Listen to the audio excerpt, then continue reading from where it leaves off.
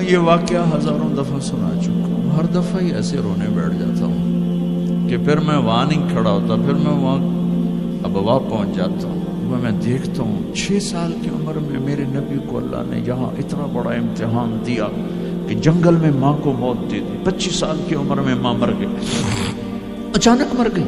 کوئی بیماری نہیں، کچھ نہیں، جس کو آج ہم ہارٹ اٹیک کہتے ہیں، ہارٹ فیلئر کہتے ہیں، اتنا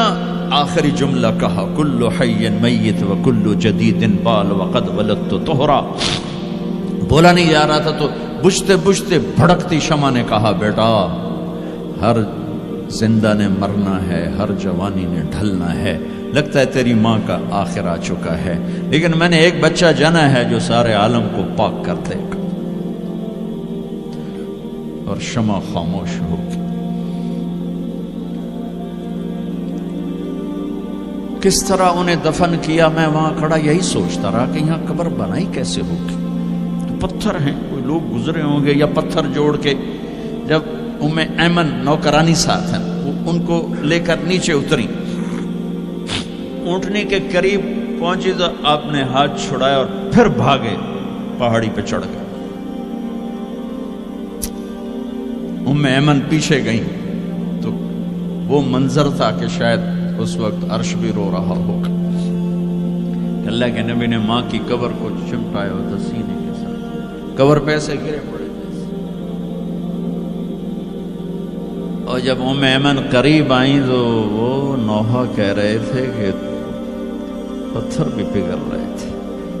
کہ ماں جی آپ کو تو پتا تھا آپ کے سوا میرا کوئی نہ تھا، آپ مجھے چھوڑ کے کیوں چلے گئے، آپ مجھے چھوڑ کے کہاں چلے گئے۔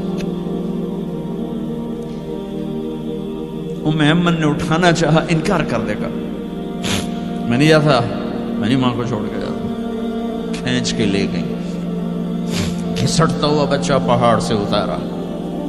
2 دن روتے روتے مکے کا سفر ہے، پھر کھانا بھی بند ہو گیا، پینا بھی بند ہو گیا،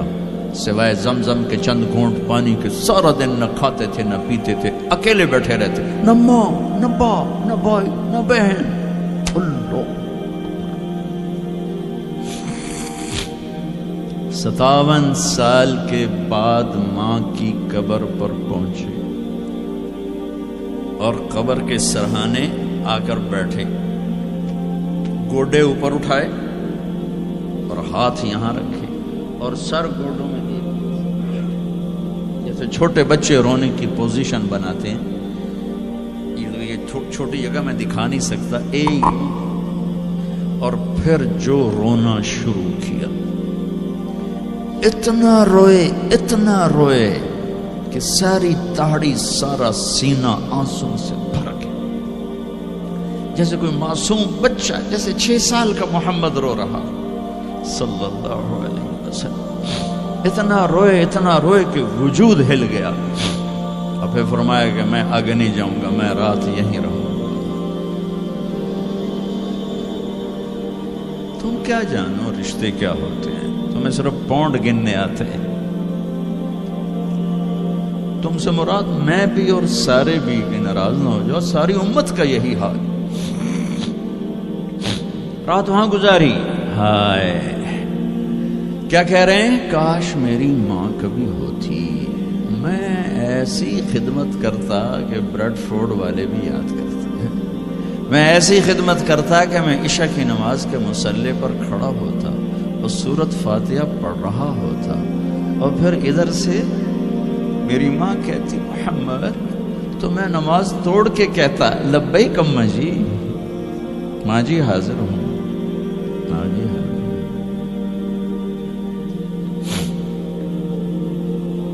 مچھلی کھانا چھوٹا گناہ ہے، شراب بیچنا بڑا گناہ ہے، سود کھانا بڑا گناہ ہے، ڈرگ بیچنا بڑا گناہ ہے، چوری ڈاکے ظلم و ستم کیا امت نہیں کر رہی، بے گناہ قتل، جھوٹے الزام، تہمتیں،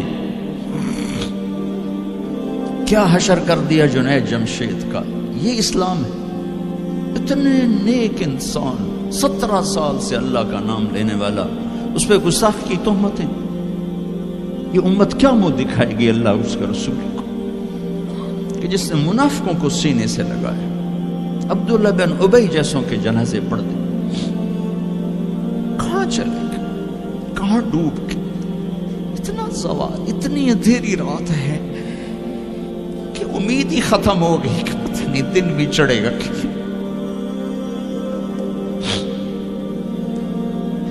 دین کے نام لینے والے جب دین کو ذبح کرنے پہ آ جائیں، ممبر پہ بیٹھنے والے جب نفرتوں کی آگ بھڑکانے لائے، کس سے غلطی نہیں ہوتی؟ ایک پاک انبیاء کی ذات ہے جن کی زبان پہ اللہ بولتا۔ باقی طارق جمیل روزانہ مجھے 40 سال ہو گئے بیان کرتے ہوئے، میں خطا نہیں کروں گا تو اور کیا کروں گا؟ مجھ سے پوچھو تو صحیح، میں غلطی سے کہہ گئے، جان بوجھ کے کہہ گئے، ہو سکتا میں نے غلطی سے کہہ دیا۔ اللہ نے توبہ رکھی ہے، کفر کی توبہ۔ یہ میں درد سے بول رہا ہوں، زوال ہے، زوال خوفناک زوال ہے۔ جب ممبر پہ بیٹھنے والے دین سے اتنے دور چلے گئے، طلحہ نے نبوت کا دعویٰ کیا اور لڑائی کی صحابہ سے، عکاشہ بن محسن جیسے بدری صحابی کو شہید کیا، اتنے بڑے مقام کے صحابی کو شہید کیا، اور حضرت عمر کے زمانے میں توبہ کرنے آیا، آپ نے گلے لگا لیا، توبہ تو سب کفر کے نبوت کے دعوے۔ میرا اللہ کہتا میں تو ہر بیان میں کہہ رہا ہوں کہ دھرتی گناہوں سے بھر کے ایک دفعہ کہو یا اللہ میری توبہ، تو اللہ کہتا جاؤ سب معاف کیا۔ یہ میں زوال بتاؤ، آج امت کتنی پستی میں چلی گئی ہے، کس قدر فرقہ واریت نے ایک اجتہا کی شکل اختیار کر لی ہے، ایک دوسرے کو سلام کرنے سے کہ کافر کافر کافر، کتے خنزیر۔ میرا نبی ایسے بولتا تھا۔ میں انسان ہوں، بول رہا ہوں، بولتے بولتے کوئی غلط جملہ بول سکتا۔ گستاخی کا جان بوجھ کے کرنے والا یقیناً دارہ اسلام سے عمل چھوڑنے سے آدمی کافر نہیں ہوتا، گستاخی کرنے سے، نماز چھوڑنے سے کافر نہیں ہوتا، گناہ گار ہے، نماز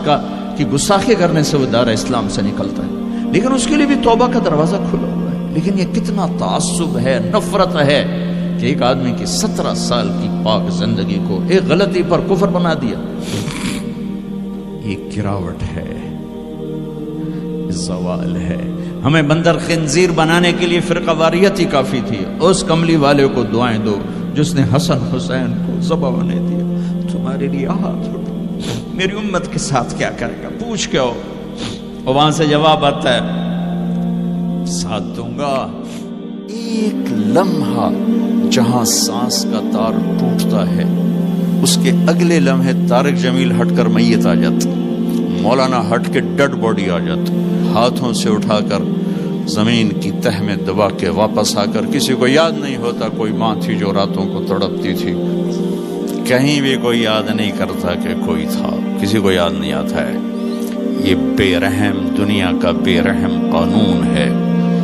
لہذا جنہوں نے بے وفائی کرنی ہے ان کے لیے اس وفاؤں والے اللہ کو نہ چھوڑو، جنہوں نے بے وفائی کرنی ہے ان کی وجہ سے وفاؤں والے محمد مصطفیٰ صلی اللہ علیہ وسلم کا دامن مت چھوڑو۔ جس دن اللہ کے سامنے پیش ہونا ہے وہ میری آپ کی عزت اور ذلت کا فیصلہ ہے، کامیابی ناکامی کا فیصلہ ہے، بلندی اور پستی کا فیصلہ ہے، جنت اور جہنم کا فیصلہ ہے۔ یہاں چیزوں کو تولا جاتا ہے، لوگوں کو ڈالر میں تولا جاتا ہے، سونے چاندی میں تولا جاتا ہے، گاڑیوں گھر میں تولا جاتا ہے۔ وہاں اللہ عمل میں تولے گا، بول میں تولے گا، اخلاق میں تولے گا۔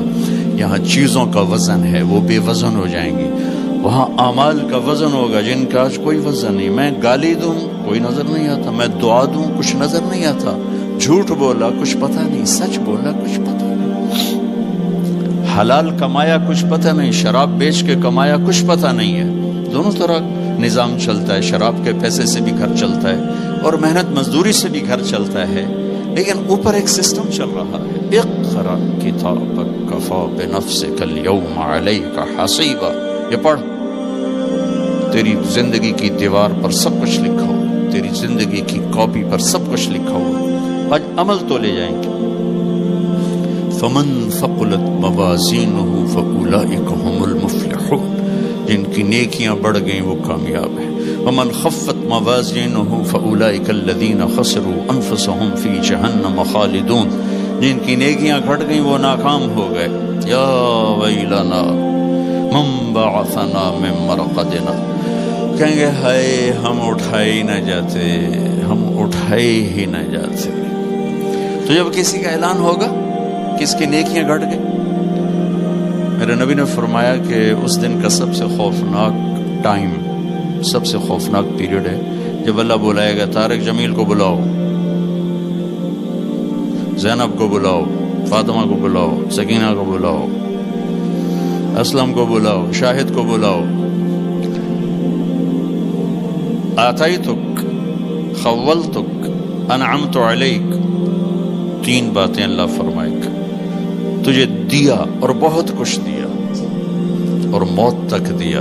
ماذا صنعت فیہا، آج کیا کر کے آئے ہو، کیا لائے ہو؟ نہ جھوٹ بول سکتا ہے نہ بھاگ سکتا ہے۔ این المفر، کدھر جاؤں؟ تو جس کا نصیب ہارا اس دن اور اس کی نیکیاں گھٹ گئیں اور اس کے گناہ بڑھ گئے تو ایک اعلان ہوگا، فلاں فلاں کا بیٹا بیٹی قد خفت موازینہ، نیکیاں گھٹ گئیں، شقی شقا، ناکام ہوگی۔ اللہ ہم سب کو اس ناکامی سے بچائے۔ یہ سب کچھ ہونے والا ہے، میں تھوڑا سا بتانا چاہتا ہوں کہ ہم کہیں آنکھیں بند کر کے نہ موت آ جائے۔ جب اس کی نیکیاں کم پڑیں گی تو مرد ہے یا عورت، اللہ کا اعلان ہوگا خذوہ، گرفتار کر لیا جائے۔ یہاں پولیس آتی ہے، ادھر سے پکڑ دو، یہاں ہاتھ کر لے۔ اللہ کی پولیس آئے گی، یہاں سے نہیں پکڑیں گے، مجھے دیکھیں، یہاں ہاتھ ڈالیں گے، یہاں ایک فرشتہ یہاں ہاتھ ڈالیں گے، یوں کرے گا، یوں، یہ سارا جبڑا نکل کے وہاں تک چلا جائے گا اور ایسے گرے گا کلا بازیاں کھا تو پھر اٹھ کے کہے گا رحم کرو، رحم کرو۔ وہ کہیں گے رحمان نے رحم نہیں